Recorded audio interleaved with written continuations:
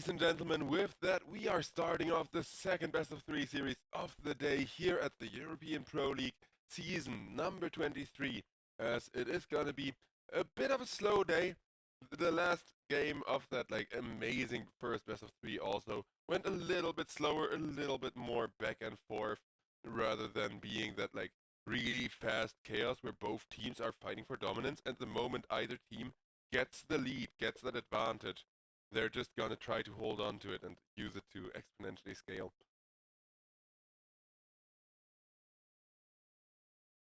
But with LFG continuing their run through the group stages here, we got Winterbear up against xanbl.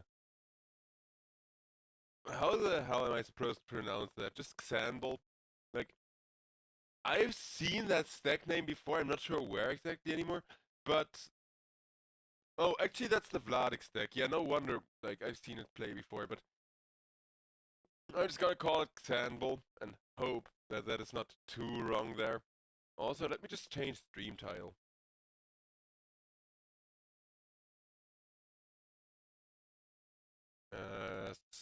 With that Storm Spirit, we have an interesting draft from Team xanbl for sure already, because Winterbear, I like what they're picking, though it's very much start of patch D, right? That was the stuff that everybody was picking when the patch had dropped, whereas xanbl,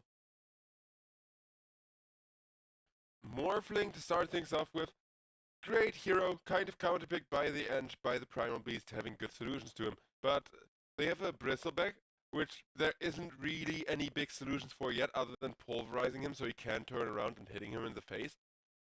Storm Spirit though, now that hero remains unanswered. You can nuke down the Gyrocopter, you can nuke down the Enchantress, and even the Nyx Assassin so quickly that I think that pick is just kind of gonna pay for itself in no time here.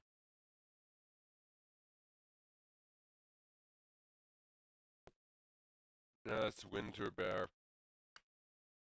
They're faced with a bit of a rough draft to be up against right now, but I wonder what kind of pick they can go for to help balance things out, to help make sure that this draft is actually functioning well enough to keep the Storm Spirit from just outscaling you, which is something Storm Spirit is kind of known to do, right? That hero, now that he has infinite stacks again, it's just like the olden days of the 40 Bloodstone stack Storm Spirit.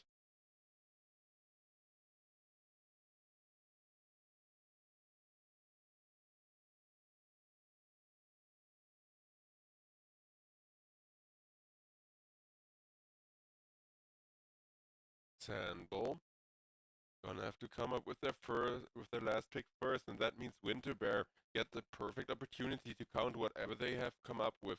But I think the thing here is you don't want something that can be countered by a hero that also counters Storm Spirit, right?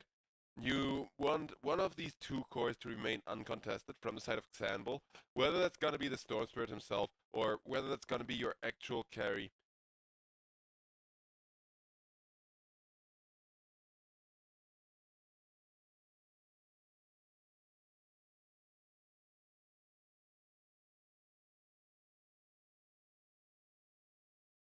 As it is gonna be the Batrider last pick. Alright, so I mean, they both get counted by lockdown though. I'm not sure how much I agree with Batrider Storm Spirit when you can both, Rod of Atos or silence them.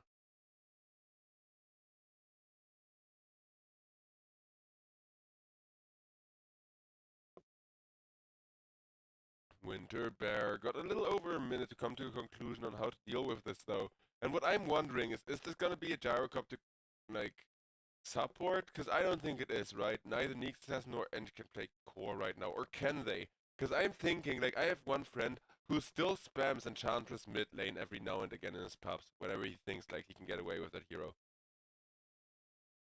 And against the Storm Spirit, Enchantress wouldn't even have that bad of a lane.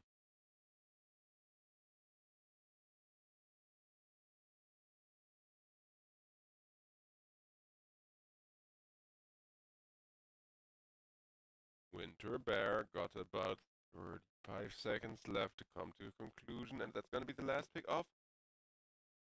Yeah, I'm going with xanbl on this. I think it's still 45-55.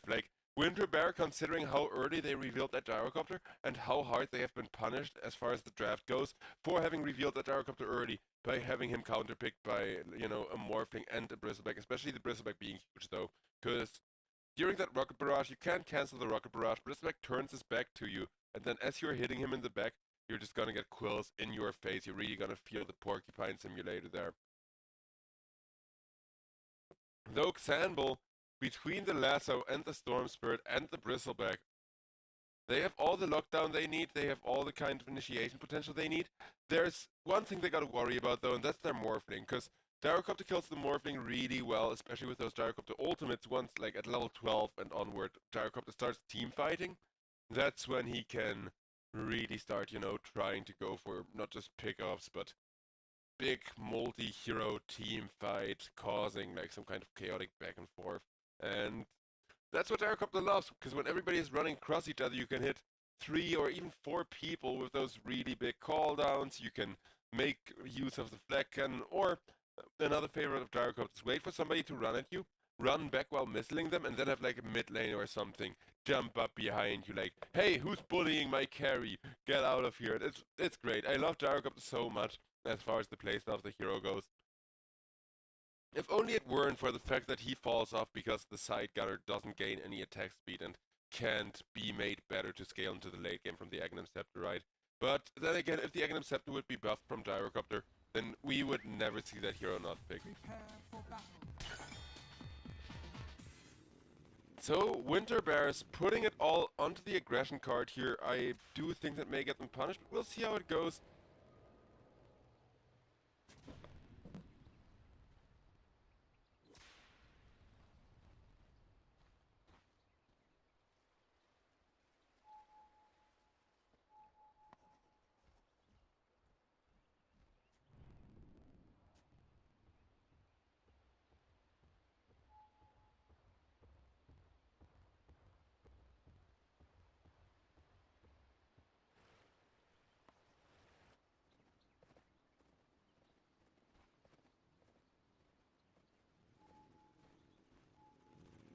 30 seconds to battle.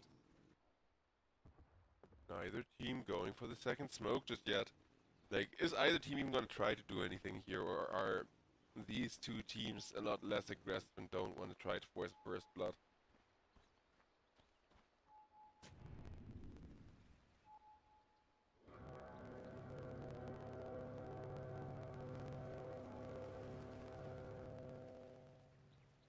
The battle begins.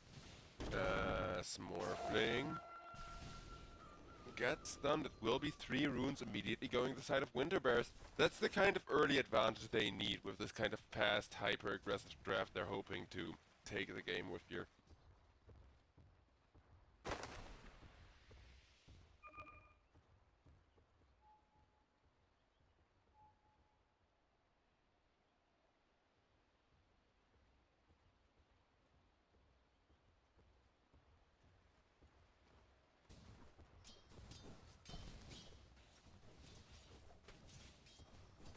Delight, not doing any of the crazy shenanigans we've seen Neek Assassins do earlier, with the like creep wave pull behind, or you know, trying to cut Lucas's creeps from him in other ways.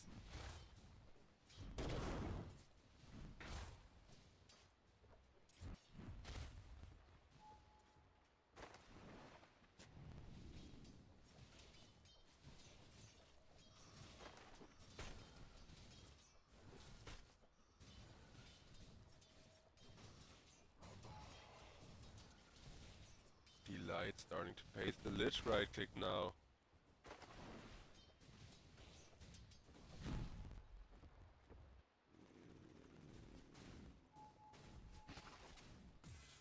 Whereas Vladik not enjoying the lane against the End that much, because of course pure damage does ignore that Bristleback passive offense, and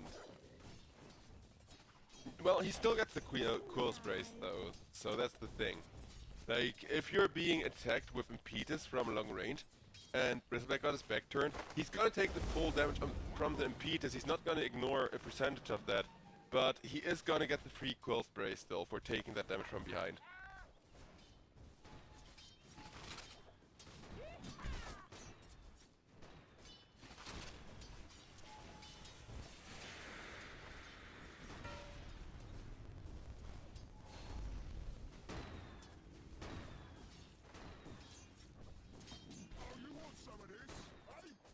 Gyro gonna be taking his time here against Vladik. Whereas Emptiness... Ooh, Emptiness Bad Rider actually. I do remember seeing like the Bad Rider do some very serious work being played by him earlier in that support position as well. So maybe this could be a repeat performance of that, where xanbl can actually, you know, get that really sick Bad Rider initiation going or something like that. Though Winter Bear, they still have one lane that's going really well, and they are gonna pop off past. Like the Queen of Pain is gonna be able to move around the map and set up those big multi-hero Scream ultimate catches.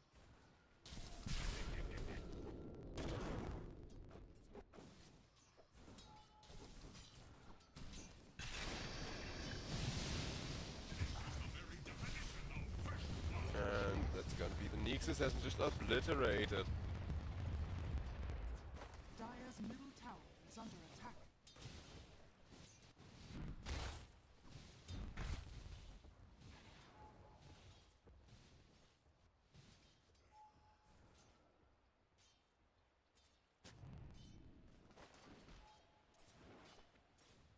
Radiant are scanning.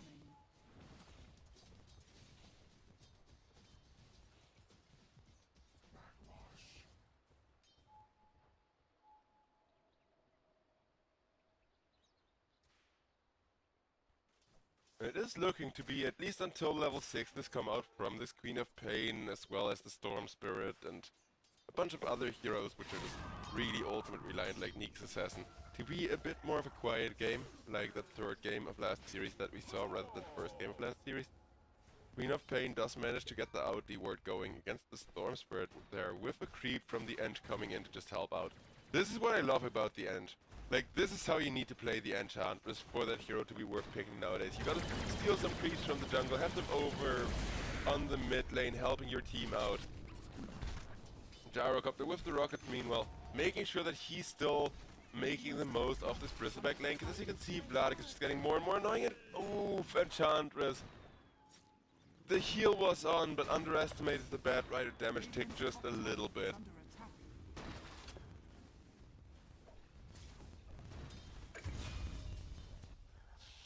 Yes, that is gonna be till the end. Killing of Kachal as well. 3-1 now. Winter Bears, this is what I mean. The draft is not looking to favor them, especially not the first 10 minutes of the game. So they're just kind of hoping not to fall behind, hoping to be able to hold their own here. Whereas Morphling is gonna go for the typical Vladimir's build, where he just goes for maximum freaking scaling possible.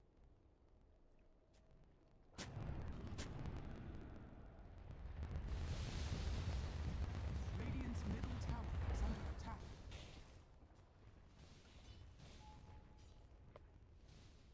Lucas on top of net worth with Bristleback second and Stonespirit third. Dire's structures are One thing that is really good for the Storm Spirit, oh, okay. Making sure to kill the Storm a little bit early, because he hadn't skilled the ultimate yet. He hadn't gotten those free Galvanized stacks yet that you can deprive him of. But look at that, it may actually enable another kill onto Emptiness. So then again, Emptiness on Bad Rider, just a little bit too escapable with the...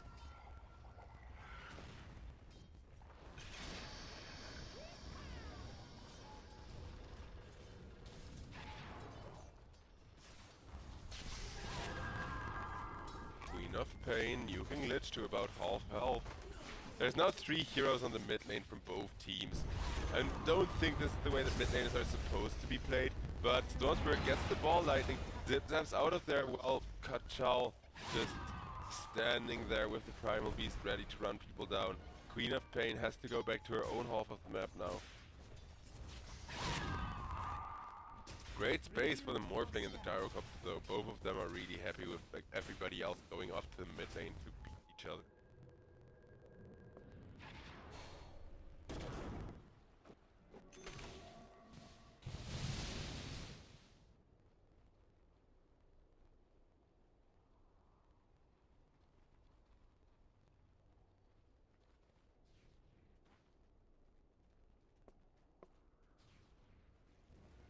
looking at the net where Storm has now fallen to the last of the core, so maybe actually the dive did pay off depending on when Dodron will be able to get some of those kills back in his favor and make sure those galvanized with the mana regen start giving him the ability to flash farm jungle pretty much.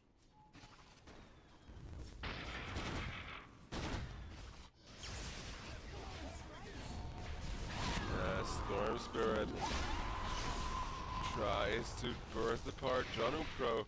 He's instead forced to teleport out thanks to a good Queen of Pain ultimate, but nobody dies once again with Emptiness still in the sidelines, looking to set up maybe a follow-up kill. He won't be able to do it as Queen of Pain blinks out, keeping herself alive, goes for the Scream combo with the Neek stun onto Emptiness, getting that kill going, and for the first time in this game, xanbl are seriously falling behind.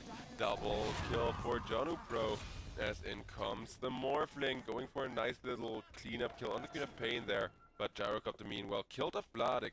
So the Bristleback has taken one really unnecessary kind of death there, and as much as I love the draft from xanbl, if they leave this Morphling unchecked, sure, they're like gonna get a win, but Morphling at some point is just gonna get ran down, and then they could be falling behind. Lucas is the one thing that's kind of keeping this draft functional.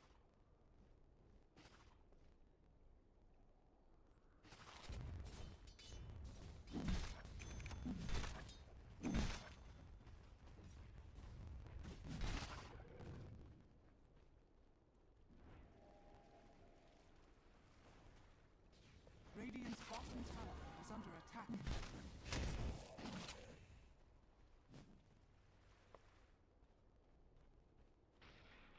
Bristleback would love a little bit of time and space to farm some stacks and get that Aghanim's timing of his online. Storm Spirit meanwhile, only 3 galvanizes at almost 10 minutes is not where you want to be at on that hero right now.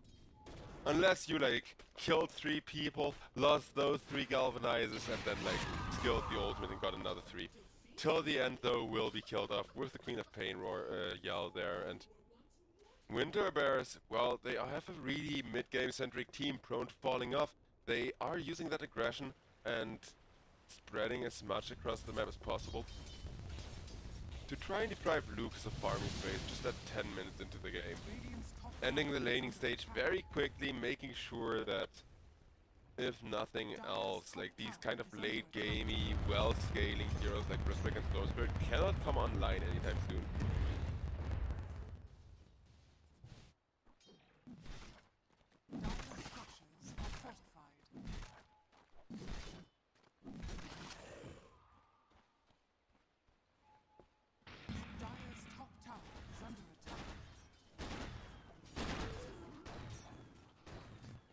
Gyrocopter with the Black Cannon, having the time of his life, farming up though. Interesting build from the Gyrocopter. It's gonna be the Saint Nyasha Gyro, which I have not seen in a long while. Kachal kills off till the end, whereas over on top lane, Emptiness will get a kill on Jonu Pro, so this Enchantress, which has been doing a lot of work across the map, finally does get killed off.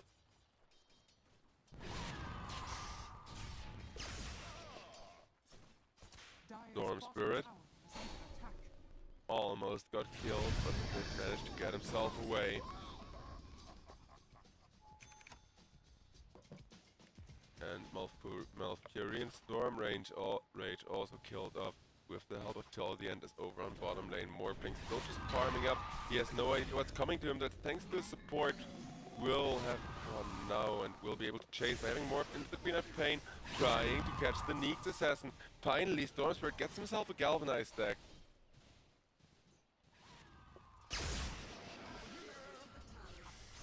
But that's the thing. Winterbear's Queen of Pain on the one hand is doing a lot of work and is coming in with amazing combos or really good zoning ultimates. But Storm Spirit, he's the kind of hero that just needs to get online once, kind of like the Slark, where if you have enough stacks, those stacks can straight up carry you a game.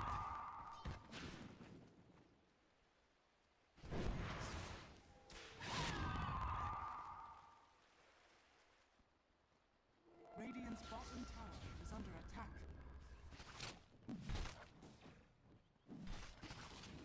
Radiant structures are fortified. Radiant's bottom tower is under attack. Gyrocopter. I think he's gonna go either for the Yasha or maybe he's holding so much gold because he wants to go for Crystallis. Meanwhile, Pastel takes down Emptiness with the big, like, double scream combo, just going maximum tempo and burst damage once again.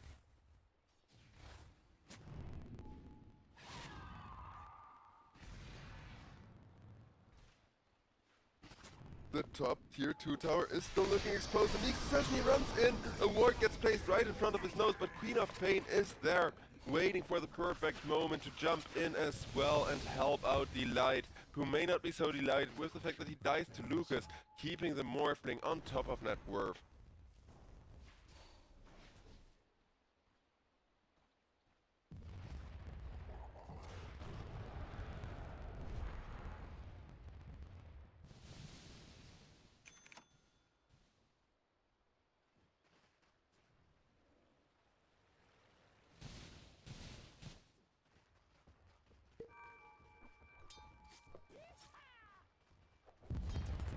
Primal Beast, Has been killed. able to dodge the Bat Rider.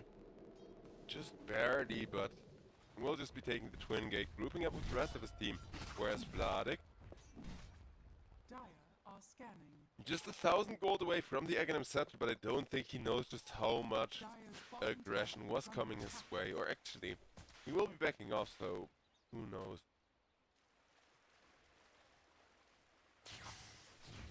Because the Wisdom Runes will spawn, Vladik will be able to get it, but the moment he takes the Wisdom Rune, Neek's Assassin says, screw you, stunning him up for that. As this Ancient stack now gets exposed to the Gyrocopter, who's really happy with that, and Gyrocopter went for the Crystallis after all, before opting for the Aghanim Scepter, not going for his Ancient Yasha after all. Though he did have it queued up, and he just held money until he could afford the actual Crystallis. Radiant's middle tower is under attack. Bottom tower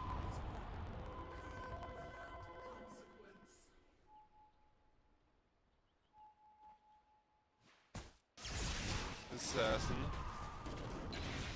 gets a nice little setup on the list there, thanks to the Queen of Pain enabling that one.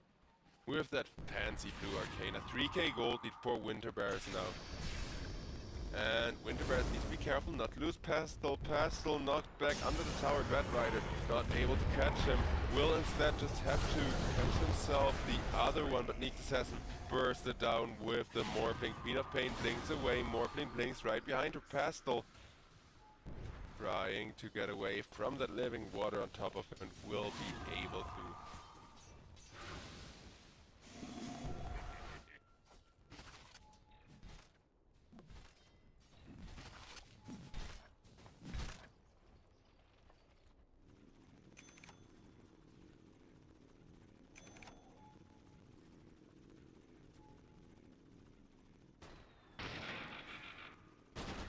Gyrocopter halfway towards the Aghanim Scepter already.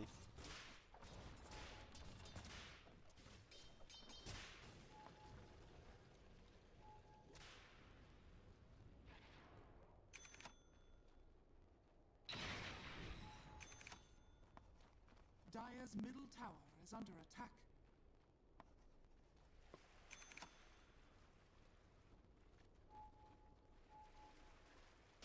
Lich looking to set up a kill for the Morphling, but it will be the Storm Spirit who's just that little bit faster. Morphling is still going to be the one securing that kill, though Storm really happy with the Galvanized deck. They would like to get another one from the Queen of Pain, though. Queen of Pain has backup in the form of the Primal Beast and an ultimate to make sure till the end goes down. Gyrocopter went for a call down, did not catch anyone with a call down though. Winter Bears, they're realizing they need to get more aggressive, apply more pressure, trying to do just that on the mid lane.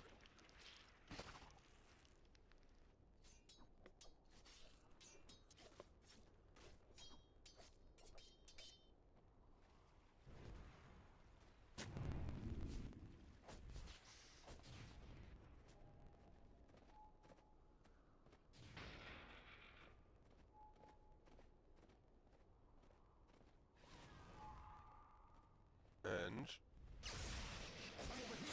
looking to go for a glimmer, but the first thing it's gonna go is back to the fountain. With Lucas securing that kill on the Morphling once again. Morphling now on a mega kill streak, and looking at the net worth, you can see that he's almost 1,000 gold ahead of even the super rich, aggressive kind of early to mid game hero Queen of Pain.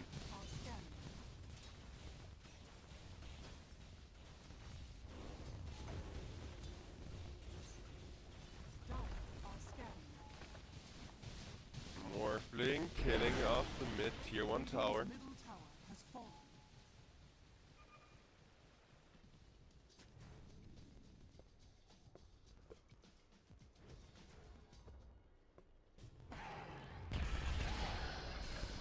Beast tries to initiate first, but Whifflet having a little bit of unexpected backup. They're trying to counter-initiate. Then again, Lich still has an ultimate. Will use that ultimate to kill off the Nyx Assassin. Nyx Assassin so far. The only one dead though, as Enchantress is exposed, but Morphling cannot quite jump her. Instead, over on the bottom lane, Bad Rider gets a beautiful lasso, allowing Pestle to be killed off, as now Morphling, the one person with the attack speed to kill off the Enchantress, makes quite short work of her.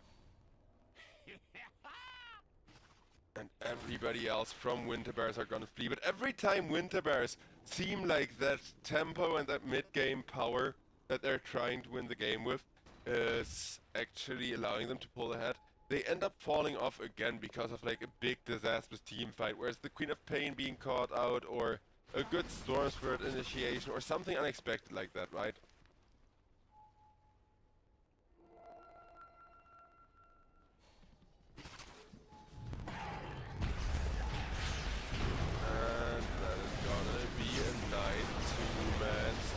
Storm Spirit jumping around, will be able to get himself out. Delight so far only traded for till the end. Gyrocopter is still doing solid work, but he cannot attack enough people. Vladik with the Quill Spray will get the kill on the Gyrocopter there before Queen of Pain can finish the job. And Queen of Pain once more, but even with the ultimate does not get the Bad Rider thanks to the blink. Bad Rider got away and Queen of Pain didn't even cancel the ultimate at times. That's rough. I think that's one of those moments where Queen of Pain told herself, hey, I'm gonna get the kill here and then I can back off. And, oh, that's just messed up.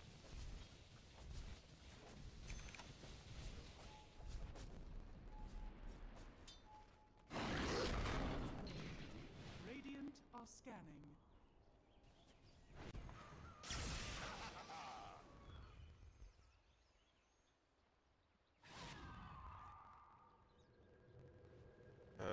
So it looks like it will be Team xanbl once again grouping up, looking for initiation after how much work the Bristleback has done for them in the last fight. With that lasso and a blink dagger available, they can catch pretty much anyone. It will be the Queen of Pain getting silenced up and lassoed, just to make sure that she cannot get away under any circumstances. Lucas, now 2,600 gold ahead of the Gyrocopter, who is supposed to be ahead and still needs to buy a Divine Rapier at some point. Radiant's middle tower is under attack.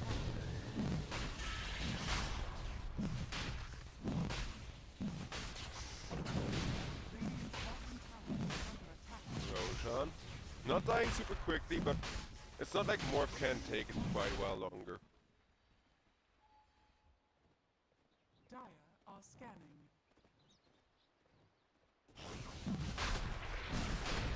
Bristleback now finally coming in, revealing that Aghanim shard of his to help reduce the Roshan's tankiness.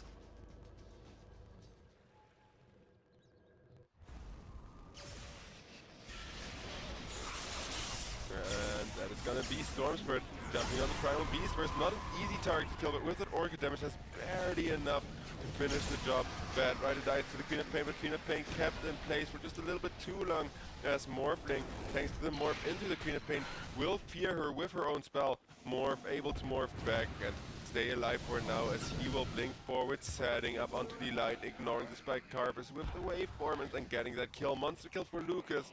Impressive performance from this Morphling once again, as at this point, Gyrocopter is not enjoying the game anymore. 8-0-8. You need to out-carry a Morphling who's going 8-0-8.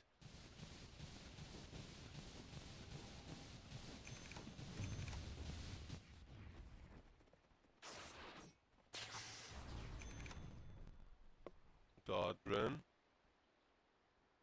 About to wait a sec. I just spotted something, but I'll shout it out again in a sec. For now, Lich got a Glimmer Cape and bought a gem as well. That is very interesting to see the side of xanbl commit for that 900 item of a gem this early on, because it means that I think xanbl know that they're quite far ahead. I don't think they know it's this far, because win rate says in like 10 minutes this game is gonna be over. But with the Storm Spirit it could be, because as you can see, even if they dodge the Storm Spirit, there's the Bad Rider instead initiating with a Blink Dagger. Neeks Assassin trying to run out of there, but one more hit. No, Delight! Ooh, Emptiness actually got him with the burn damage there, okay. Because I almost thought because Storm Spirit had turned around too early he would have lived, and that would have been a bit of an amateur mistake. Jonu Pro able to get out, but with the Morphling's insane attack speed, the bottom tier 2 tower is still very much gonna suffer. Fortified for just a little while, but it's not like Bristleback cares. He will secure his team that net worth.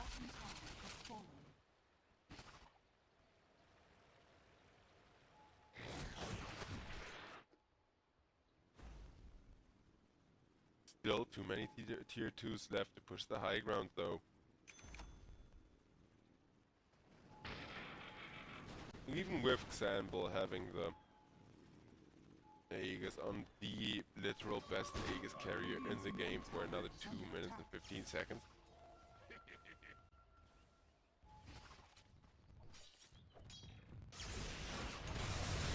As Stormsword comes in, forcing Queen of Pain to BKB. Queen of Pain still almost died to Bristle with that physical damage. And that's a huge waste of BKB time, because now she will not have that for a while, whereas Morphling gets to work on the tier 2 tower, decides the enemy carry is much juicier, and Lucas. Yeah, the one thing I spotted is that he had insane Kanda timing after that Manta Stalafist. And he already got that completed. Uses it to join his team in pretty much every team fight from now and just blows people up left and right. We'll have an Ioscadi after yet another good initiation and just a little bit more gold.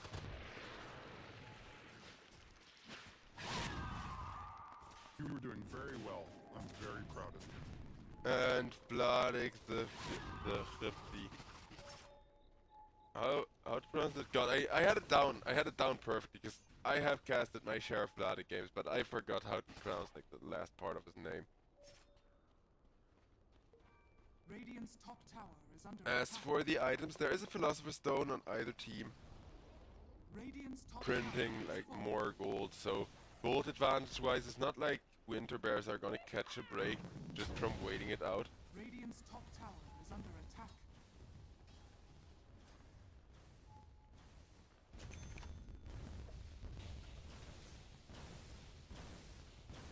Radiant's top tower is under And attack. Morphling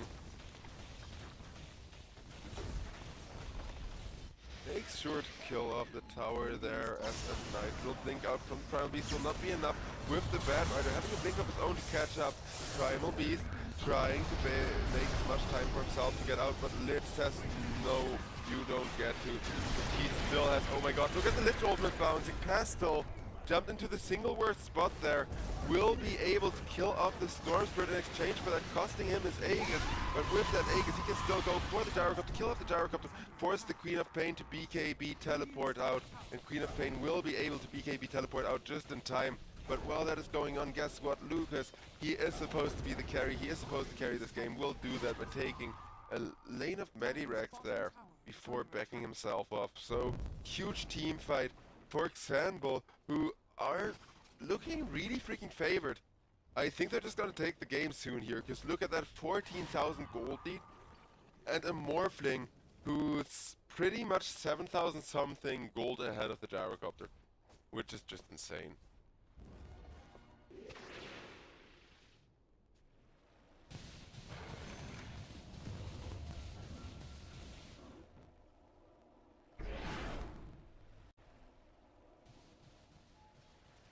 Morphling about to go for a Satanic while using his illusions to make sure that final range break is gonna die in that lane as well.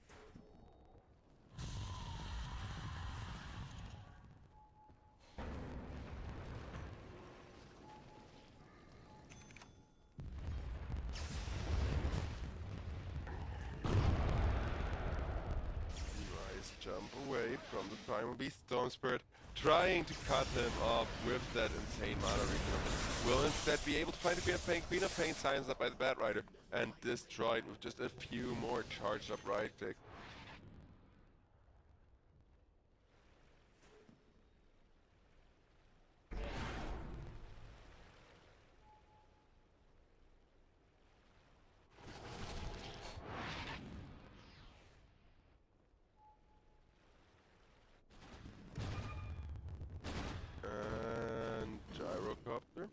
Already completed that Satanic of his, so will be able to hold his own a little while longer in those right-click versus right-click battles with the Morphling, especially if he gets lucky crit to just restore him for huge amounts of health when Morphling least expects it.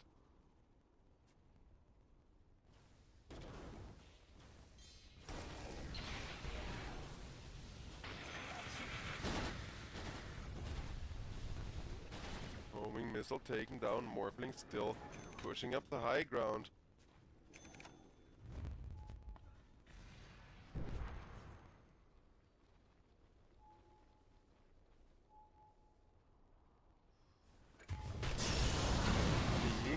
Trying to get a kill, but with Morphling being ready to defend from the initiation, Lich will be the only one killed up. Well, actually no! Gyrocopter got the Morphling! Morphling was not able to press Morph in time there, and just missing that button Q once will be enough for him to die, as now even the Bristleback does not have the damage to deal with Gyrocopter. Queen of Pain wants to blink forward and hunt, but everybody from the side of xanbl is just slowly backing themselves off, knowing they have to defend for 60 seconds now until that Morphling of theirs is gonna come back.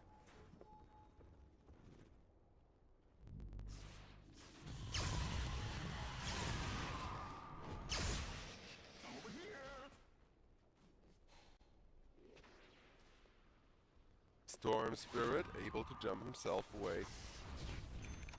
Making sure to split, push to a maximum extent, but I like what he's got queued up, because now Storm Spirit is gonna go for that BKB, allowing him to press that BKB Ball Lightning TP combo and get away as people are trying to run down. Bat Rider meanwhile going for an early Aghanim Scepter from what he's got queued up. That's very interesting.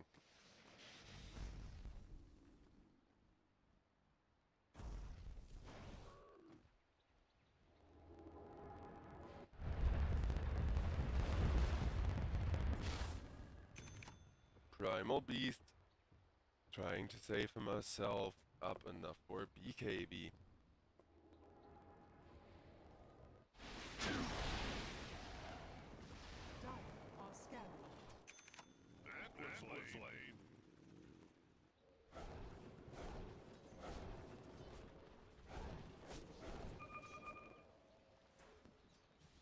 With that 12k lead, things are still looking difficult for xanbl now that the Morphling has returned. They were able to split the map, get a good bit of golden XP back their way, thanks to having won that last team fight. And Roshan with people gets taken down once again. Another egg is coming in for the Storm Spirit to do with him. Wait, no, they're gonna give it to the Morph this time round actually. Interesting. Dire's middle tower is under attack. Bottom tier 1 getting rammed in now with 3 people being smoked behind the Bristleback and the Morphling. Oh, this is cheeky. xanbl making sure to, even for the teamfight initiation, get the maximum advantage here. The tier 3 will be getting machine gunned down insanely fast by that Morphling with the Aegis.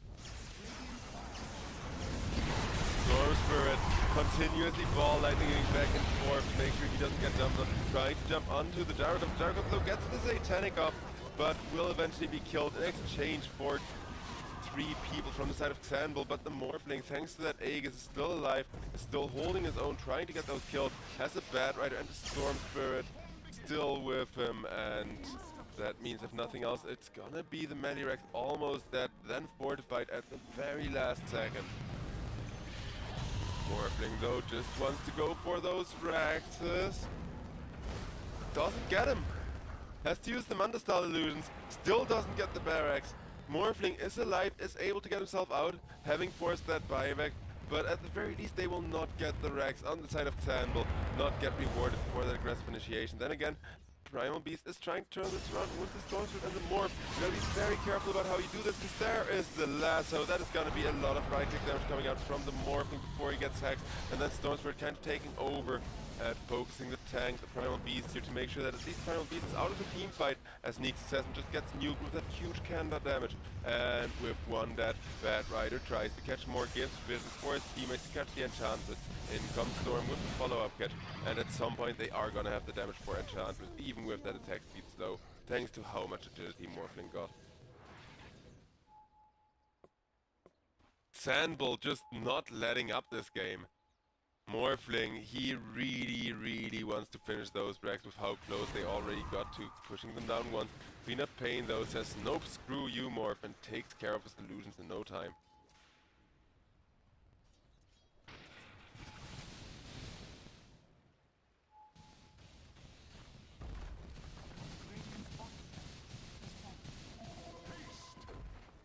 Radiant's bottom barracks. As that is gonna be Morph finishing off at least one more lane of rack. But this is really the final opportunity they get to defend, and it's 10 seconds until the Neeks set back, but they don't have those 10 seconds thanks to a lasso. Queen of Pain goes for a massive 4-man ultimate, allowing the Gyrocopter to go in, but not for that long, thanks to Bristleback, taking a lot of damage from the Lich ultimate from behind, giving him free damage on the Gyrocopter again. And Gyrocopter, he was looking decent there, like as far as his attributes and the initiation went. But against Bristleback and Morphling, that amounts to too much physical damage. No BKB can save you, no amount of armor can save you. Morphling jumps forward, trying to kill off Jonupro. Jonupro, though, holding his own and able to defend, at least for now, against that initiation. Stormsword, though, jumps on the Neeks Assassin. Bursted to shreds with the help of Vladik. Enchantress running out of there, but for how much longer? Not for long, as that is gonna be Jonupro taken down. Jonupro immediately buying back. Vladik using the fountain to deal damage to enemies while Morph is already working on those tier 4s. One tier 4 down. Lucas, he knows that as Morphling you don't have infinite late game these days anymore like it used to be. Bristleback though dies in the enemy fountain, so Morph, you really gotta finish the game now, or else you may still get comeback. Okay, no. They do see, okay, this Morphling hits too hard, call the GG, and Morphling, yeah. He will be killing one more before the game ends, maybe even both of those. Double kill for Lucas, and that is gonna end the first game of the series. xanbl, they're as strong as I expected them to be, and I'm kind of happy about that. Because we previously saw Team Hryvnia play, and Team Hryvnia are another team that theoretically is insanely strong, right? Like, just a team that you cannot really shut down all that easily. However, they still had a kind of rough back and forth series, and xanbl, they're a similar team, where it's just like really strong players, a lot of roster changes, a lot of unexpected factors coming into effect them, where it's like management saying, hey, you have a new player, or overlapping tournaments, you know, all of that chaos kind of making your life more difficult. And looking all together at the recap here, I think the Stormsword's last pick was actually such a huge contributing factor. His lane wasn't even going well, and Queen of Pain Pastel played a lot better than the Stormsword did, if we look at the stats, especially early on. But Stormsword, having died only 2 times thanks to being given an Aegis, and thanks to having like a lot of people teleport in the mid lane over the course of this game. Like, that was the one kind of chaos we saw, right? A lot of people fighting on the mid lane throughout this game helped him really well to get those galvanizers up, to just go zip-zapping around. He cut off the Primal Beast while split pushing. He made sure the side lanes could not get taken over again by the side of Winterbear to get them that potential late game timing with the Gyrocopter, just kind of multi-people flag cannoning heroes while they're disabled. So, ladies and gentlemen, we are gonna head to a little bit of a break, potentially for the final time of the day already, but that remains to be seen depending on how well Winterbears will be playing, and of course, more importantly, drafting with the way the meta is looking like after the break. So, I hope you're all enjoying the show, and I will be seeing you all after the break.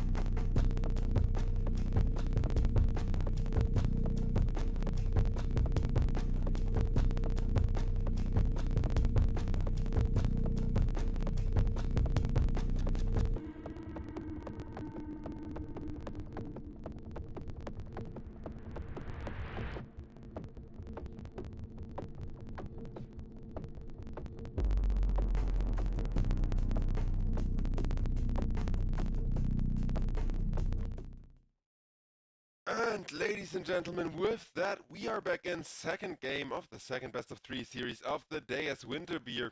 Their first draft just couldn't quite cut it, let's be real there. And for game number 2, they're picking up a Doom, they're picking up a Dark Widow, as well as an Elder Titan. So, a lot of good synergy already, but xanbl are gonna be countering with a Night Stalker. Okay, I like Night Stalker against the Dark Widow and the Elder Titan, not so much against the Doom, because usually, more often than not, by the time you can blink on top and initiate off the Doom, he will already have doomed somebody, right?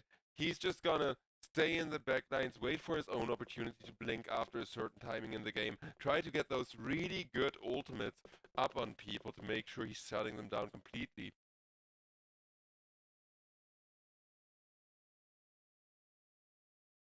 As Winterbear pick up a Terror Blade. Risky against the Night Stalker, I'll say that, to say the least. And that's what I mean with Winterbear's drafts, not quite looking as clean as those from the side of xanbl. xanbl actually drafting together quite a good combo once again between an egg and a Monkey King ultimate to protect that egg, and now a Night Stalker who can jump in front, make sure everybody is protected, saying, get past me before I eat you, pretty much. And yeah, Winterbear, let's see what their last pick is going to be to protect that Terror Blade with.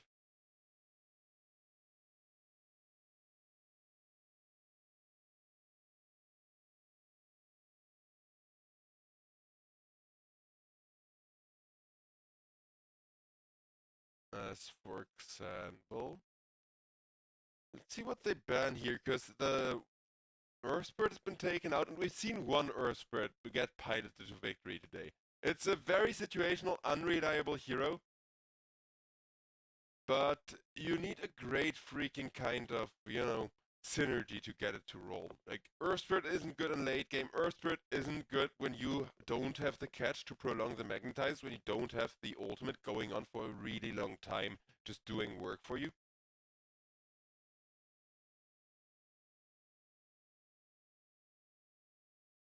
xanbl got the Pangolier band out, got one more band to decide on as well.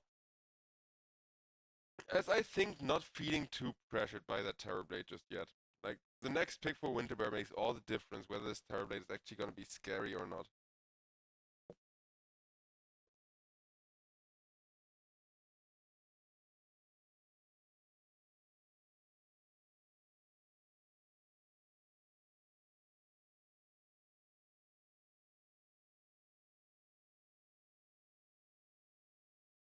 Enough Pain band out. Nothing to write home about. Decent with the Terror Blade, because Queen of Pain is the strongest the first 15 minutes or so of a game. And I'm trying to yoink my cat right now because she's annoying me. So give me just a sec.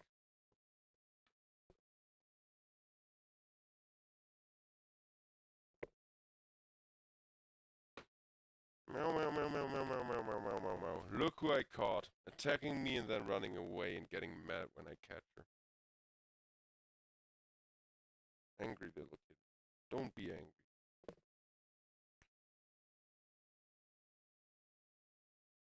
So yeah, we're waiting for the last pick. Well, ooh, I like that last ban though, from the side of Winterbear. I'm not sure if the Storm Spirit is because they're thinking ahead or just because they want to try to, get away all of the heroes that work well with the Monkey King here. Oh, I'm a little kitten and I'm mad because you're not letting me attack you and then run away.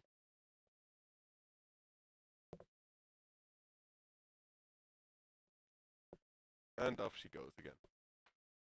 Well, as for Winterbear, they may go off as well now. Okay, I like that last pick. It's gonna be a tiny to tie this draft together to make sure you have a hero that can not only sit in front of the Terror Blade protecting him, kind of being that same wall that xanbl have for their Monkey King during his ultimate, and probably like for their last pick carry as well, because I still think that this is gonna be a Monkey King mid lane against the Tiny. That isn't the worst matchup.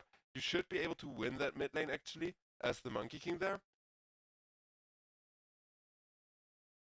And can then look to take over more of the game. Also, why do I have a feeling I'm gonna be attacked again from behind soon? Gee, I wonder. Having a camera can be really... Oh! Told you Monkey King was gonna be the mid lane. It is gonna be Lucas getting picked in agility carry, something that he is quite known for playing as well, because he was one of the few players that spammed the sniper in patches where he wasn't quite as good as nowadays. And nowadays, of course, sniper is a beast. You have the disarm, you have the freaking dragonlance, you have so many ways of disengaging from an enemy, and a lot of damage to make sure that you're not going to completely fall off.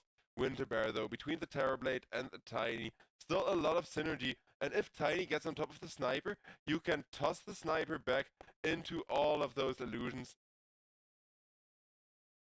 make his life as difficult as humanly freaking possible, and, well, Lucas, he's gonna need both of his escapes to get away from that, as well as being able to not get caught by the Tiny because of some good defensive vision, or I don't know. I mean, as a sniper, you don't want to build a BKB too early because you really need damage and attack speed first.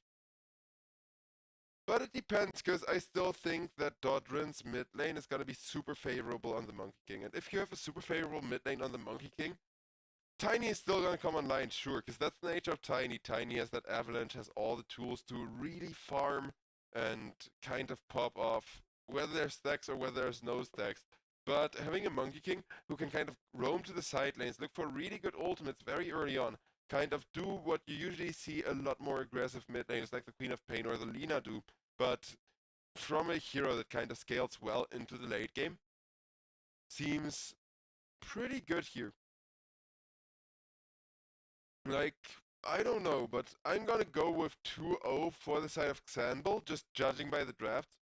Then again, Winterbear, they may surprise us by like a really good laning stage, getting a first blood and then like having a 3-0 carry, something like that. Because I think they need something like that for this game to be even.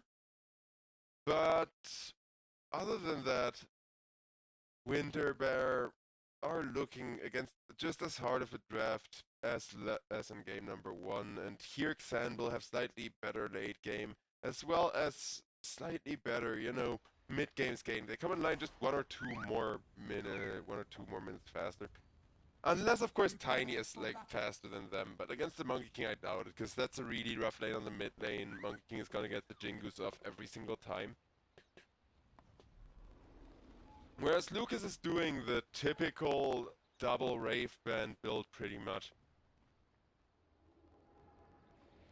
Looking for an early Maelstrom. That's one of the reasons why Sniper is a great carry against the Terrorblade, though.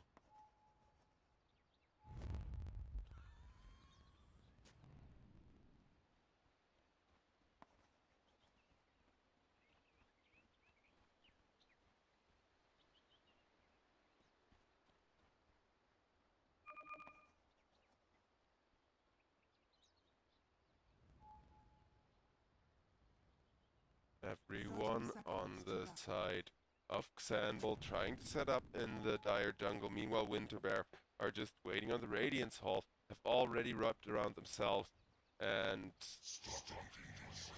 You're doing very well. I'm very we'll proud see of if you. anyone from xanbl gets tempted to walk out of position, because Monkey King, just being a tree, scouts out the Tiny walking past, and with that, pressure should be taken off. Dodrin takes away that observer ward that Phoenix had just placed. Dealing with that immediately, as the runes are gonna be split 2 for 2 here. That early D ward is gonna favor the Monkey King so much because of the 100 gold bounty and accelerating your bottle timing if you're even going bottle against the Tiny. Emptiness, meanwhile, does what we've seen the Neeks do way in the first series as well. Though I'm happy that at least my chat is pleased that I could finally lure the kitten onto camera and like show her off. She's been like freaking annoying all day. And I'll also be really pleased if this game ends up going into like a back and forth state here, making a lot of chaos. Vladik though, not having a great offlane against Elder Titan. Elder Titan in that sense, quite happy laning against the Night Stalker actually, because with the Astral Spirit you're always going to be able to kind of stand your ground and right click away Vladik during the buff time. Though now Terrorblade, well, he doesn't mind being left alone for some of that solo XP. Look at where Jonyu Pro has gone. Way behind right clicking Emptiness, trying to make sure that he can contest some of this farm behind the Radiant Tower now, and keep the pressure up and running.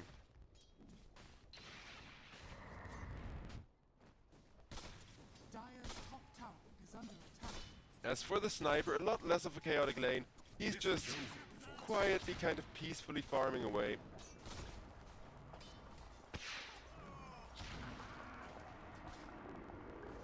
Dark Willow taking a lot of burn damage, but will be fine even with till the end, just slowly burning her down.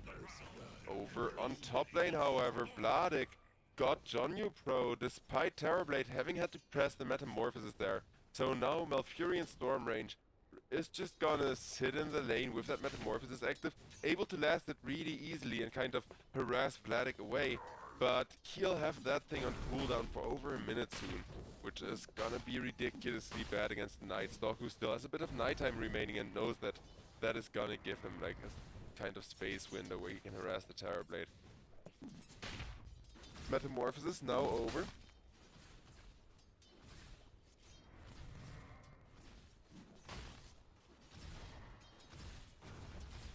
Though Elder Titan is making sure that he's keeping up the buff and kind of able to harass back whoever is pushing in.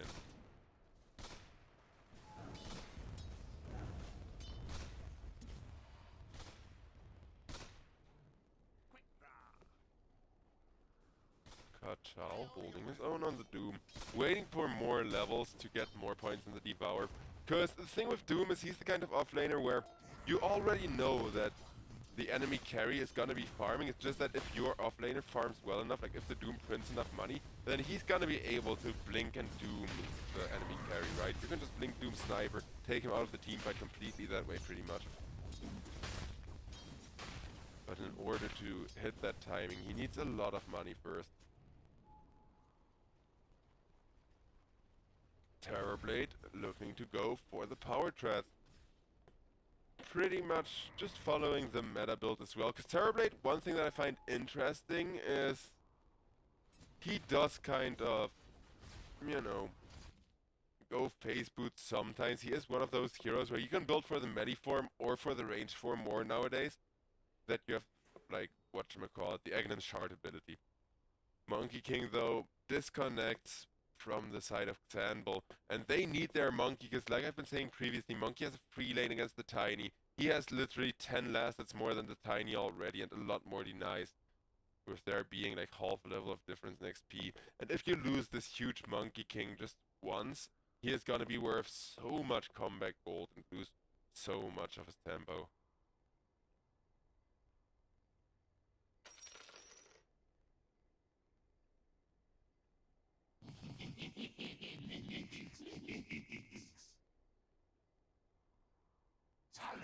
As the reconnect is there from Dodrin.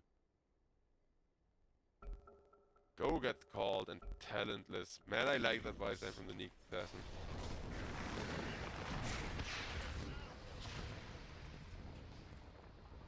As Lucas. Right click down by the Doom. Buff lane Doom doing his work. Delight should be fine with just a sliver of HP. 1k gold lead already for the side of xanbl, but at least Sniper has died once. Now Phoenix dies as well. Delight making sure to keep his team in this game for as long as possible. Doom teleports in, trying to save his Tiny, but with emptiness being there as well as Dodrin proccing the Jingu once again, he just has to walk back.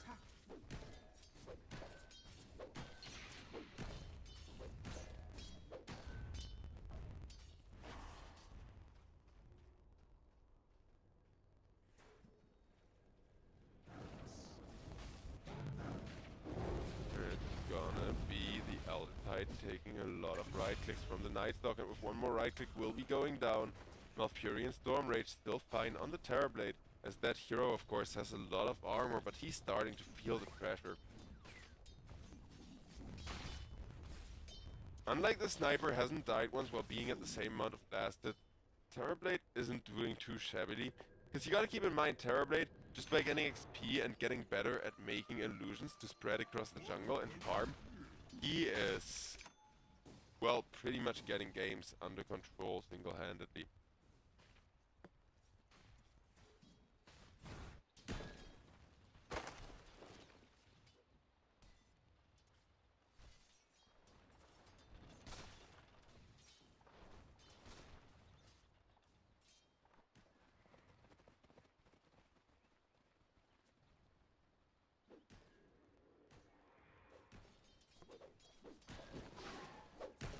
Tiny, just buying the bare minimum amount of stat items needed to survive with emptiness. Going 1-0 and 1. Like, once again, showing his face over at the mid lane, saying, hey guys, you're not messing with my Tiny, are you? Nope, the other way around. The Monkey King still just messing with Pastel and messing with the Dark Willow now as well if she's not careful.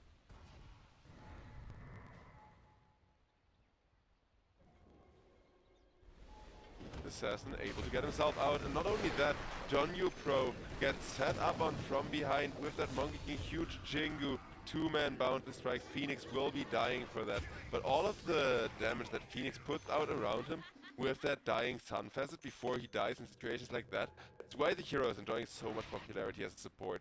Dodrin able to teleport out, though the gold lead is not really shifting that much in favor of the side of xanbl right now. Terrorblade will be dying, and that will be denying him that level 7 timing where he can take over the jungle with so much, well, good loot and really good timing as well.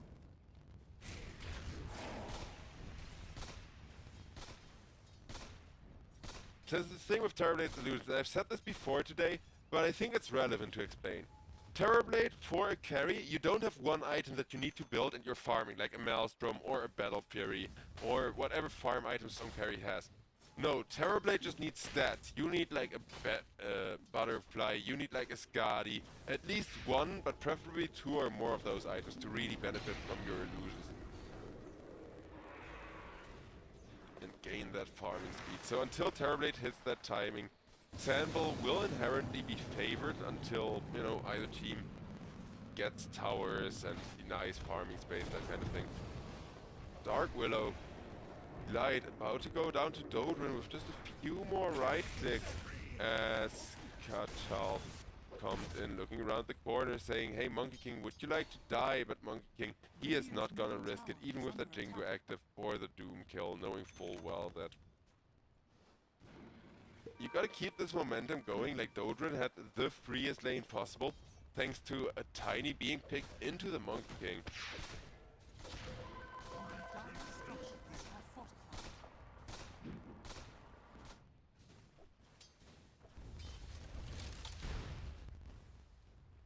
Radiant's middle tower is under attack. Top. Night Stalker looking for a Kanda build here.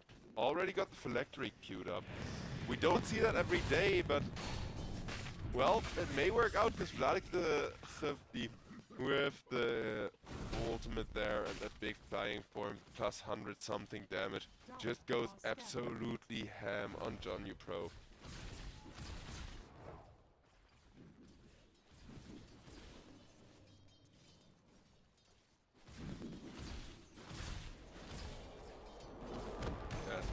Storm Rage once again in trouble. This time around with that huge over-leveled mid lane. Monkey King sitting on top of him.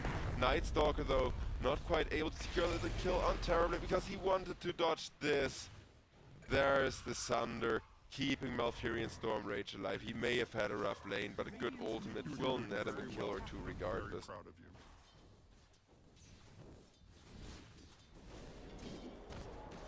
Monkey King jumping in, trying to get Malfurion. Malfurion, no ultimate available. Beautiful Steve. Monkey King is instead gonna be willed down by that illusion with a Tiny coming in. Dodrin goes down. Lucas, meanwhile, gets a kill onto the Light on that sniper of his, and with emptiness there, will secure another one onto Kachal. So Monkey King now dealt with, but Sniper now starting to come online. xanbl's draft so annoying to deal with, but Winter Bear, I will say, are playing a lot better and responding to everything brought up against them a lot better than last game.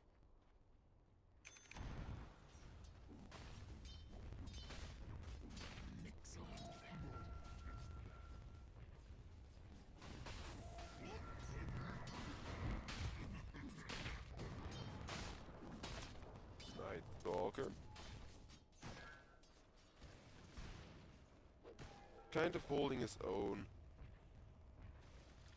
Not really doing anything though, and that's the thing I feel with Night Stalkers, that becomes a really big risk where if you don't have a hero like Neeks Assassin or Monkey King come in and enable you.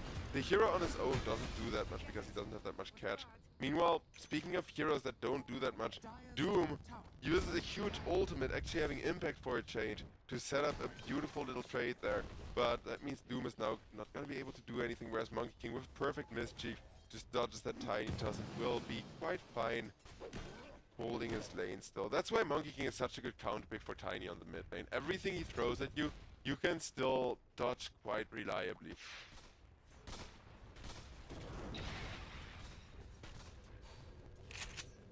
Doom, with a right click from the sniper coming out, will be killed off. As John Pro, the next one, getting marked up. They don't quite have the damage with the assassinate, or do they? They do! Holy crap, Lucas hits hard. He actually has a full Maelstrom ready already. 3k gold lead for xanbl. As Winter Bears, they need to create that time for Terrorblade to send illusions in the jungle and flash farm, but with now a Phoenix Egg being pressed on the mid lane, there is no space to be created here. In comes the Night Stalk with that Phylactery, setting up Pastel for Tap, and that will be another one getting killed off by the Monkey King. Even the sniper rotated in, because it's not like there's still a tower left in his lane, as the mid-tier one is just getting whittled down extremely fast.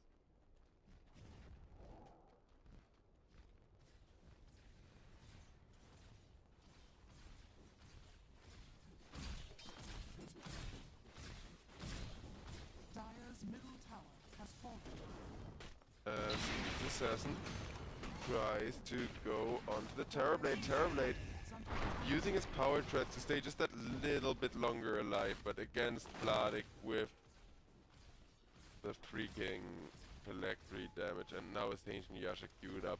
Good luck getting rid of that Night Stalker. Good luck like getting him off of you. You were doing very well.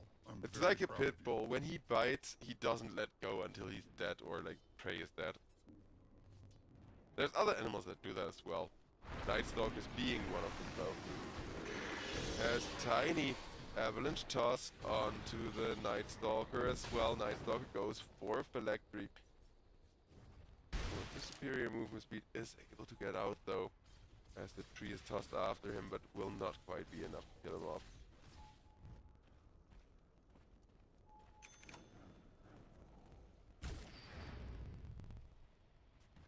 Dire's bottom tower is under attack. Neeks Assassin now setting up behind the mid tier tower, tier 2 tower, just like he did behind the tier 1 tower. Dodrin, he may not be showing in the mid lane most of the time, but he's still definitely dominating it whenever he shows up and says, you know, time for a little bit of fighting.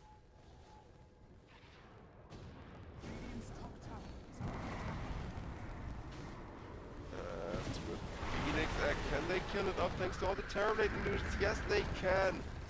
And no more Phoenix Egg, no more Sniper means a lot of the resources from xanbl have been taken away, with the last really scary thing remaining being the Dodrin Monkey King, but at least Dodrin Monkey King will get himself out.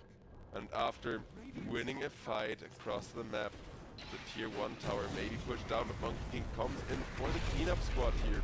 Killing off Delight, getting sundered though, and despite the mischief, still very much dying before the Night Stalker comes in. Sniper ready to secure the kill there, as Night Stalker already running for John Pro. John Pro goes down as well. Double kill for Lucas. 6, 2, and 3 Sniper. Like in the right hand, Sniper is such a good hero, and well, I'm saying in the right hand, it's not like Sniper is really a bad hero ever. It's just like, you know, he's very easy to counter. Almost as easy as Grow Ranger. Just pops off a little bit early, and that's why he's so much more popular. The win rate though, now heavily favoring xanbl, and it will require Winter Bears to make a big comeback here.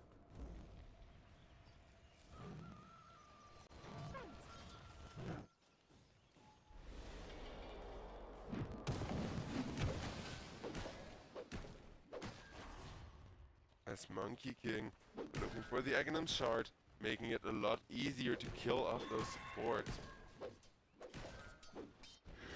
His carries he got covered, that he has damage and stuff for, but dealing with support is gonna be a lot more difficult as Vladek dies in exchange for a sniper, just taking down a Dark Widow behind him. Not quite the kind of trade that xanbl we're hoping for there. Whereas Winterbear are just waiting for their Terrorblade to fire up with those illusions, but the real Terrorblade has been caught over on the bottom lane once again with the Neeks Assassin Monkey King combo. Yeah, this xanbl draft is absolutely brutal.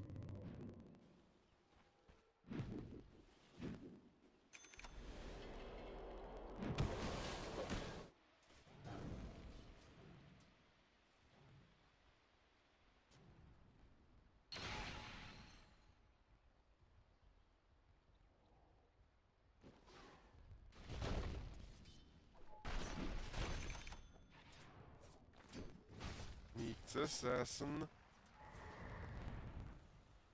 Maybe in a bit of a dangerous spot, as now they have discovered him and Tiny will go for the jump toss back. Nice by Carps, keeping Happiness alive, but only for Emptiness alive, but only for so long as Emptiness goes on down. Over on top lane, Night Stalker tries to get the Doom, whereas meanwhile the Phoenix Egg comes down to save the Monkey King. Nice Phoenix Egg there, because now Winter Bears may actually be positioned to kill the Night Stalker, though Night Stalker instead trying to get his Monkey King, a good way to turn that team fight around, won't quite get it thanks to the creeps being in the jungle, giving vision. And everybody from the side of xanbl backing up for now, as Pastel will be caught with the Boundless Strike from the tree line by Dodrin. Dodrin running for his life, has a Mischief to deal with the Terrorblade just a little bit longer, and in comes the Neeks Assassin, making sure Terrorblade cannot sunder. 7,000 gold lead, and Sniper with the Assassinate gets another one, making it an 8,000 gold lead by killing off John Pro once again. John Pro, he was doing so much work in the laning stage, timing that Astral Spirit perfectly to get the buff and kind of zone people away from his Terrorblade, but now Sniper is just having such an easy time and nobody can really get on top of him. Because the Monkey King, the Night Stalker, all the heroes with the really great gap closes, with the really great catch, guess what? They're on the other team, ladies and gentlemen. Out comes another huge Monkey King. Ultimate Monkey King, though, has already been doomed up, and with the Avalanche, with the toss, will be dying for that. Phoenix, however, will not be dying. Teleports out at a moment's notice.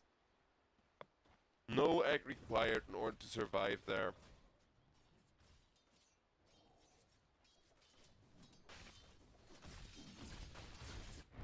Radiant are scanning.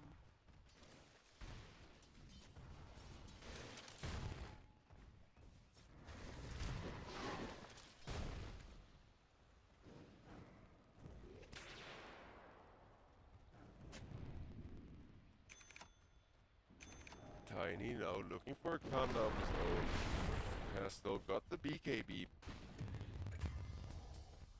Emptiness meanwhile though. Neeks Assassin trying to set up more of those like sneaky around the corner plays where people don't really expect him and get killed off for that. But instead it ended up kind of being the other way around. Radiant's middle tower is under attack.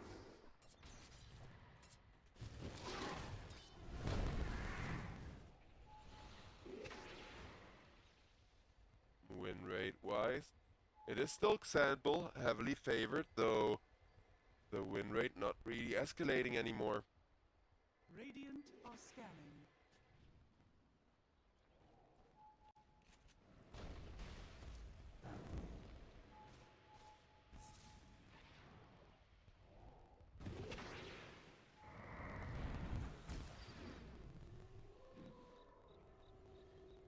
Dire's bottom tower is under attack.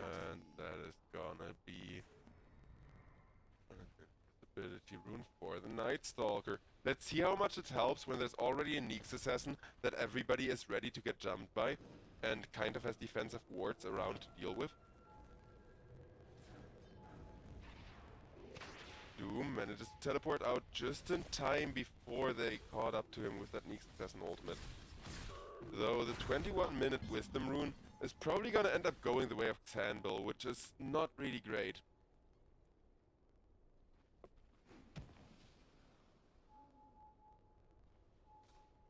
Dire's courier has been killed.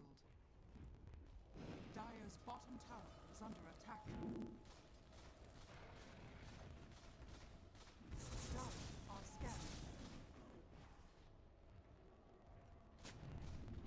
Do they want the tower? Do they want the torment? Or are they just waiting for somebody to peek up the side ground? It looks like the last, as it's gonna be almost a kill onto xanbl, but xanbl able to get healed up and survives instead, allows them to kill off Vladik.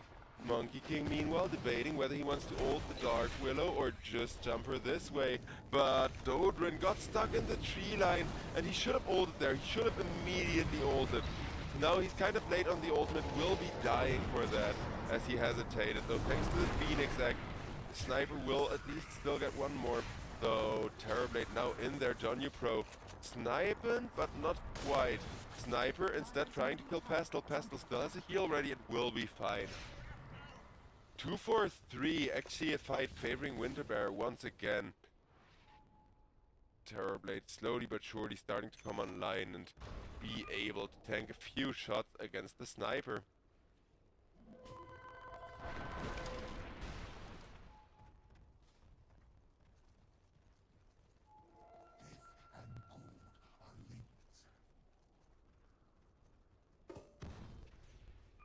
Yes, 7,000 gold. Not that much of a gold lead anymore, and it can go down really, really easily if they're not being careful. Dire are scanning. This is what I mean by not being careful. In comes the Avalanche, in comes the toss, and Nightstalker once again caught. Vladik just being killed off almost instantaneously despite having teammates behind him. Teammates that they actually did get caught with the Elder Titan sleep. And xanbl, well, he managed to get out. Till the end didn't quite, but it's still just a 2-for-1. So things are looking alright here in every regard.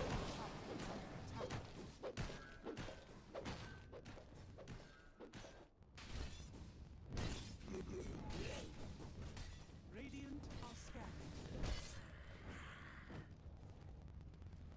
Doom printing more money for his team.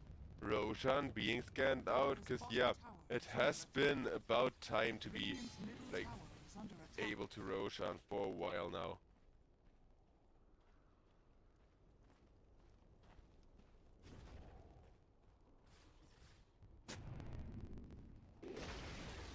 Radiant's middle tower has fallen. Dire's bottom tower is under attack. Bottom tier 2 getting shoved in a little by the Monkey King, who's already long out of there. Making sure to escape and kind of try to make space by drawing people to the side lane.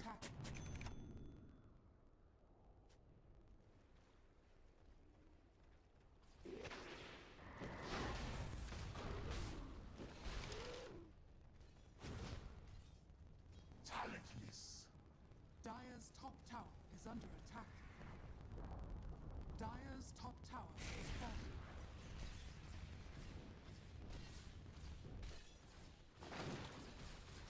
Terrorblade enjoying the space to finally send some more illusions around the map. Will use them to try and push down this bottom tier 1 tower. But there's the Monkey King, cheekily coming from the tree line saying, "Boundless strike, you will not push our tower."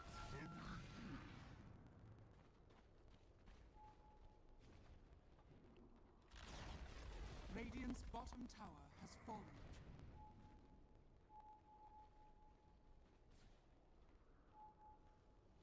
Monkey King. Right, set up onto none other than the Terrorblade. Malfurion forced to press the Metamorphosis, able to walk away as Tiny goes for the Avalanche Toss combo, but with the Neek Success there he will get at least Spiked Harvest for that. But both the supports go down as Monkey King decides not to want to take that fight and just kind of get himself away.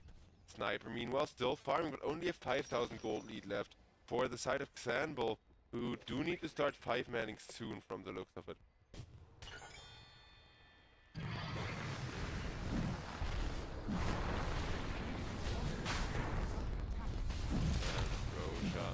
Immediately surrounded by 5 people. Can the Monkey King contest this Roach in time? There is a scan being used by the Dyer to check if Monkey King is nearby, but now the scan is over. Monkey King is in position. Too late. He could have maybe interfered there, risked it all to try and win the game, but he decided not to.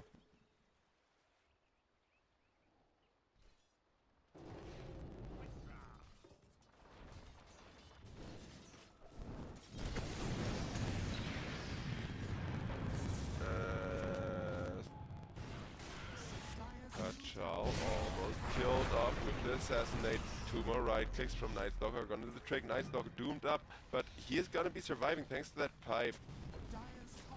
Doom ultimate for nothing. Tier 2 tower getting siege. Well, the gold is slowly like being whittled back around by a Terrorblade who's farming. I gotta give him some credits for that, because keeping the Terrorblade farming the map is like really important to keep Winterbear in this game.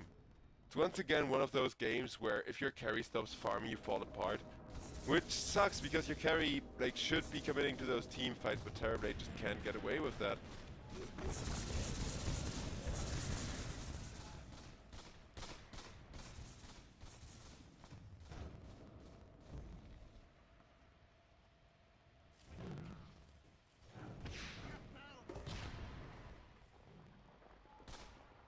And we're back to 7,000 gold lead. Just because Terrorblade had to retreat for like a minute or two.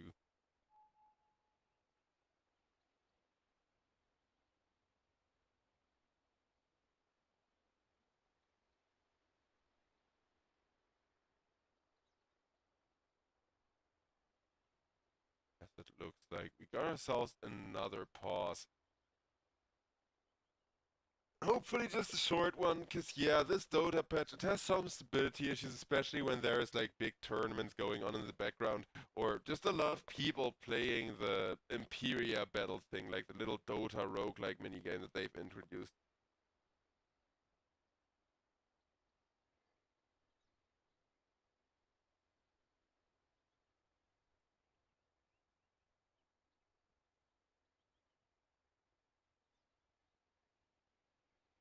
Still no... Okay, there's the go when ready. See, complaining works as long as you do enough of it, ladies and gentlemen. The 3-man smoke from xanbl may fall flat now, though they may also still decide to use that.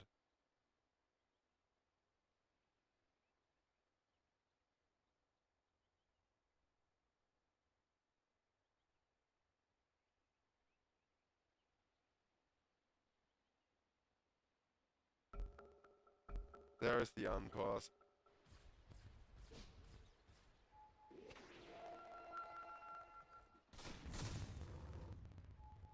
Dire's bottom tower is under attack. And that is gonna be tiny caught and right click down by Dodrin.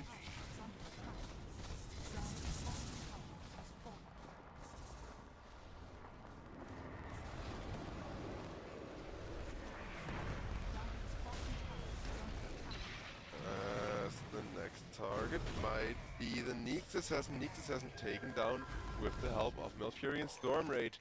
These really large spread out team fights keep backfiring time and time again for Team xanbl. They may still have a really rich sniper with now a full-blown BKB ready sitting on top of net worth, but as long as the team fight is spread across 2 lanes, even the sniper can't really get that impact he was shooting for, pun intended. Sniper. Great at defending against the Terrorblade if nothing else.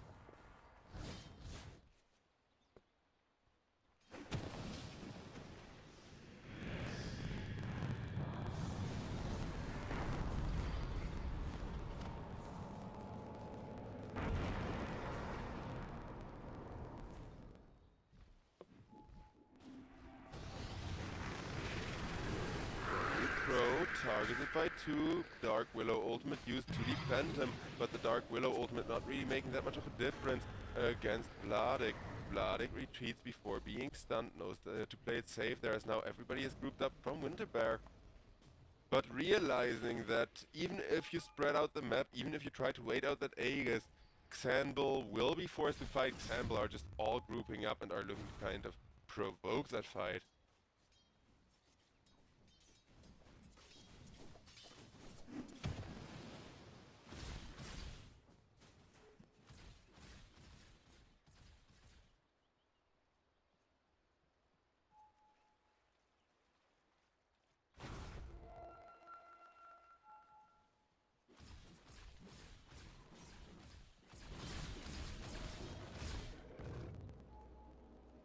Assassin giving his team valuable intelligence once again.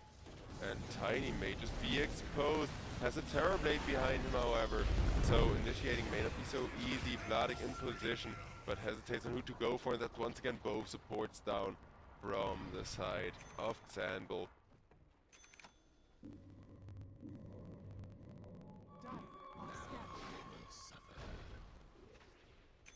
Radiant are scanning. Sustains. Gold remains.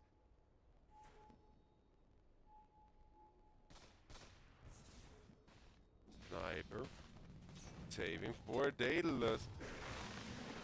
Realizes that he needs more damage if his team keeps being picked off like this. Vladik, meanwhile, getting chased by 2, trying to run out, but he will be slapped up, avalanche, tossed, and killed off with Pestil's huge damage amplification coming out from that Kanda. Oh, that's starting to get messy for the side of xanbl. We may actually get ourselves a game number 3 yet.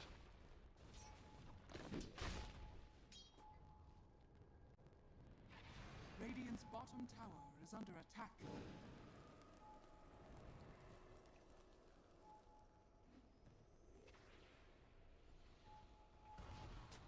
Radiant's bottom tower is under attack. Doom, the target of Sniper, forced the BKB. In comes Tiny with that huge avalanche toss combo once again. Sneaks the Assassin, will survive it, albeit barely, but can't respond to that Earth Splitter to both. Will be taken down. Sniper making sure to get himself back, camping the high ground and slowly turning around.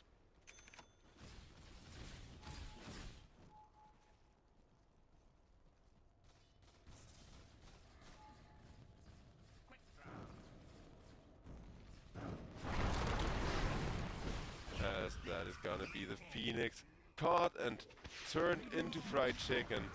Sniper still just kiting back. Just to realize the hard reality that this tier 2 tower is just gonna be gone. They do have fortification for it if nothing else, but that's just gonna slow down the Terrorblade for like so long.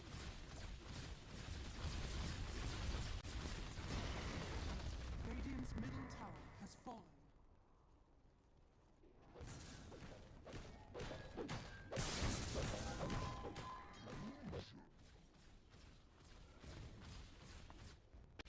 Dire's bottom tower is under attack. Sniper realizes that the only place he can safely be right now is the high ground. Terrorblade realizing that they kind of gotta end this before Sniper becomes too fat. Sure to slowly push behind his team, but there's a huge Phoenix egg forcing everybody to run away while getting shot in the back. Night Stalker now trying to come in and catch up to them, but even with the Night Stalker ultimate, thanks to the illusions, they still have really good vision on the side of xanbl. With the BKB, Monkey King trying to get the Terrorblade, but Monkey King, yeah, doesn't have the damage even with a Sniper sitting behind him and like doing as much as he can. Sniper presses the BKB, thinks that with the Nyx Assassin he can still get the Terrorblade, which would be a huge kill, but Lucas turning left, turning right, shooting in all directions, will eventually get overwhelmed by 4 very, very tanky heroes. Full team wipe there for the side of Winterbears, as Winterbears, they're back into this game. Ladies and gentlemen, we may still get a game number 3 here if Winterbears are able to keep this pressure up. Because a single team fight is all it will take for Winter Bears' high ground to be pushed in and for them to lose a lot of objectives. But without a buyback being committed here, xanbl may lose more than just a lane of Rex here, because Tiny is an excellent pusher, so is Terrorblade. And how many resources are really needed to defend up this high ground? Because I think it's gonna be a few.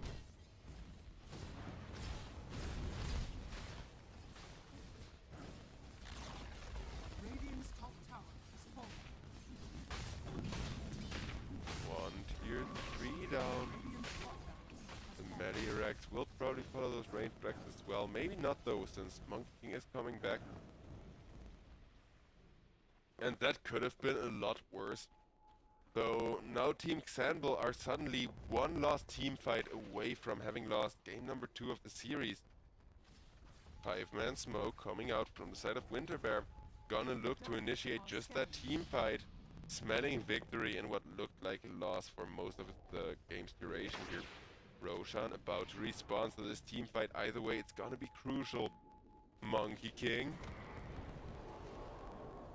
Ooh, he briefly got vision on the Tiny, but not on the Dark Widow.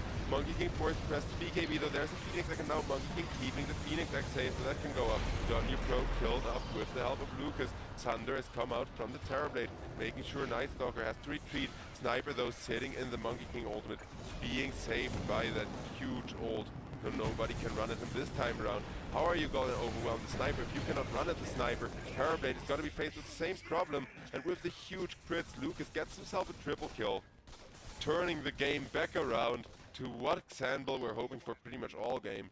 Gonna start shoving out the mid lane and look for, guess what, that Roshan that, like I just said, has already respawned here.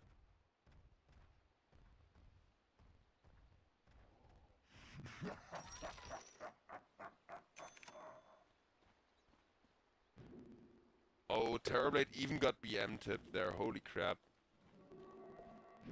I mean, it was by his own doom, so I don't know what that was for. Was it even BM, or like, were they just kind of laughing about having almost made a comeback there off the back of the Terrorblade? It was like, dude, well played for almost carrying this game despite us like being up against 13 and 3 freaking Sniper. Radiant's courier has been killed.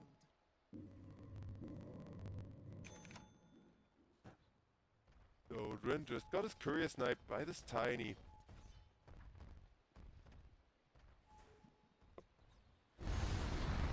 Winter Bears, meanwhile, still ahead money-wise. Odrin, BKB, teleport out, attempted, can't quite succeed, and that BKB is gonna end as he'll be steered away. Jingu goes up, but not quite in time for him to lift. John Pro goes down before Odin dies, though, and with that doom, Phoenix will be going down for this one. 2-for-1, good start of the next wave of trades for the side of Winter Bears.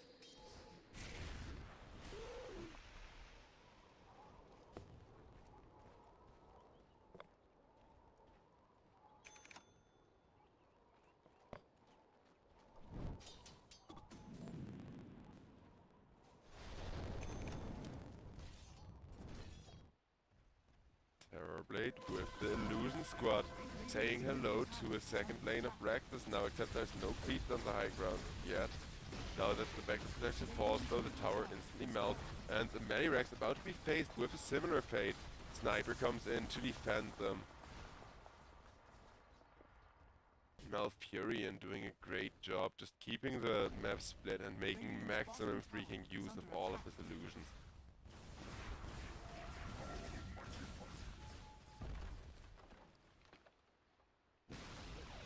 Radiant's bottom tower has fallen.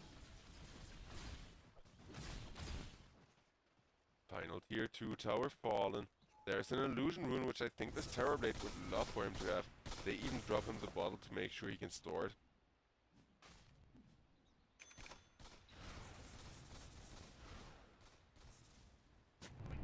Money-wise, Winter Bears are obviously still favored, though the win rate is saying that either team can still win the game, which is of course true, and boy oh boy.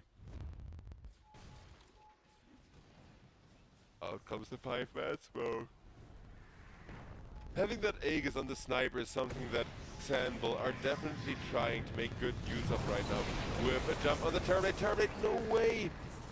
As they all just charge headfirst into the jungle, they kill that all-important huge carry.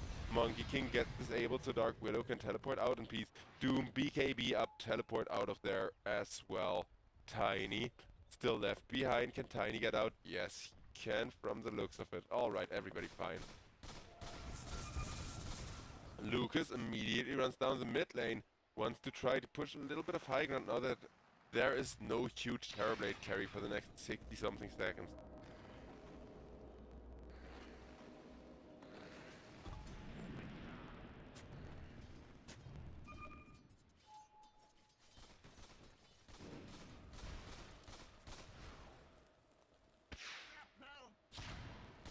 Dire's middle tower. A sniper pushing up the high ground.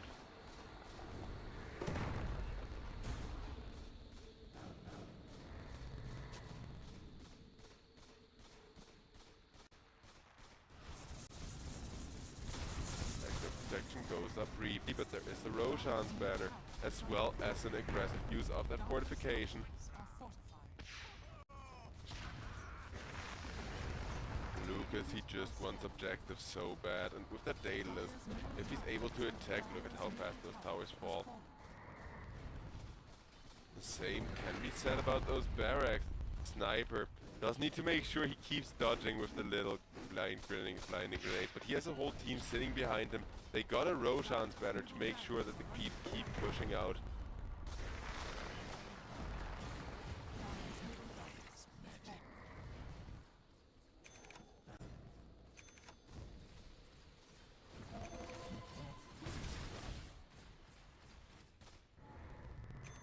And I guess Lucas is gonna end up retreating, so now with the Terrorblade back, everyone on the side of xanbl will still be respecting Winter Bears. And what I think is the craziest, Winter Bears, despite being forced to kind of sit on their high ground like this and not being able to farm, they still have a 1000 gold lead remaining. Like, as far as the economy goes, they're just playing extremely clean Dota, and I gotta commend that here at this point, before we know who wins or loses the game. Because regardless of like who wins or loses the game, Winter Bears have been playing amazing as far as the gold management goes.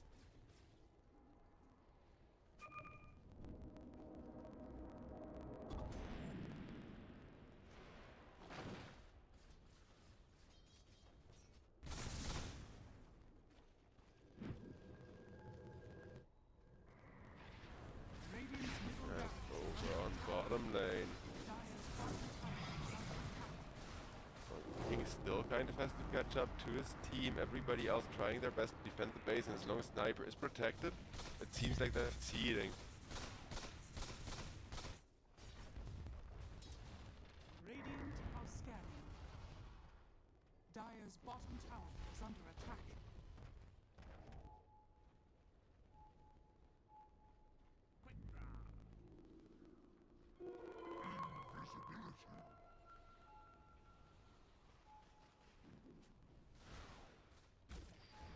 The 5-man smoke, forcing everybody from Winter Bears back in their base.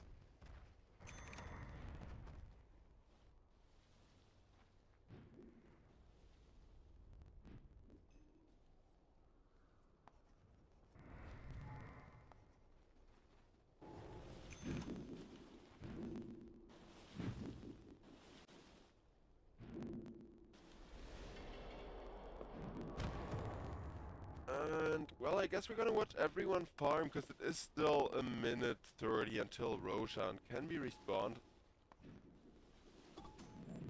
I'd like to see a Skull Basher on the Monkey King, where a Sniper, borderline 6 slotted already, like, he can eat an Aghanim Scepter to instant stun people. Maybe get yourself an item to swap for the BKB mid-team fight, but other than that, Sniper can't really get much stronger other than eating a Moon Dire's Shard. bottom tower is under attack.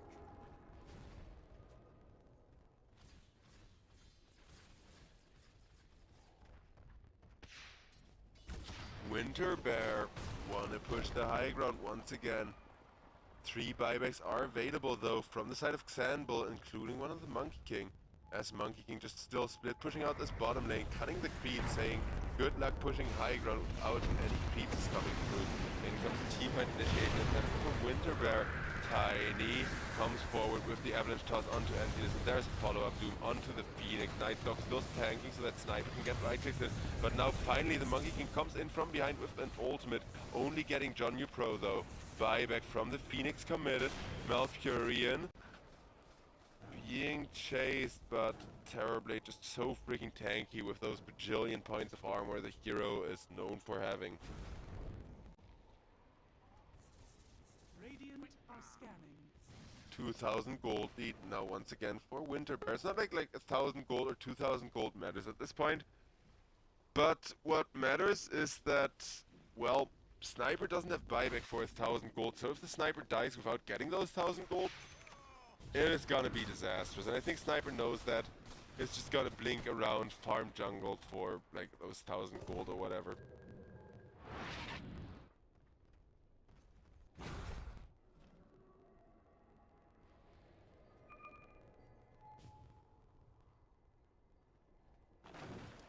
Flesh sustains, gold remains.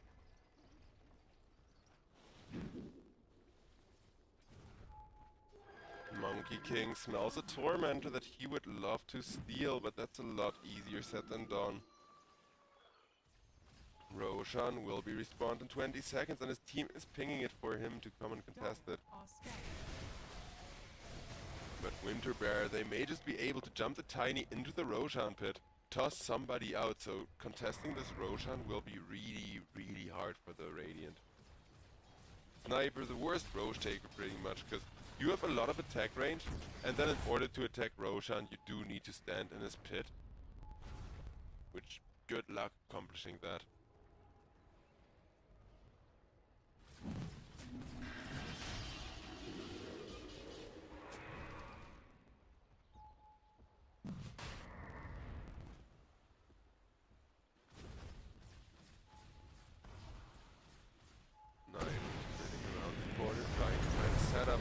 Jumps back as Nightstalk goes for the initiation instead. Phoenix Echo perfectly placed on that portal high ground. And in comes the Monkey King with a huge ultimate loading everybody back from the Roche pit. Nobody dead yet except for Vladik. Vladik immediately buying back.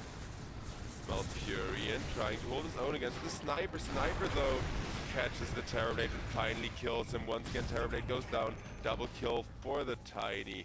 But Tiny has lost both of his supports. A Doom and the Terrorblade there, most of whom have bought back. Phoenix also bought back and then still died again that fight though, with Dodrin having had to commit his buyback as well. Both teams know that this game it's about to end at any moment. Roshan will be contested by the side of Winter Bear, who just rushed into the Roche pit. Do they have a ward though against the sneak contestant? Because there is still a sneak contestant sneaking around and being annoying about. The Titan goes for his dump. Why is the cameraman paying off? I want to see who gets the Roshan. Neek's got it! Neek's got it! Cameraman isn't watching it, but Neek's got it! He'll instantly die. He'll instantly die twice in a row, but he just snatched the Aegis from the side of Winter Bear. That was very nicely played from him. Neek's assassin, what a chat.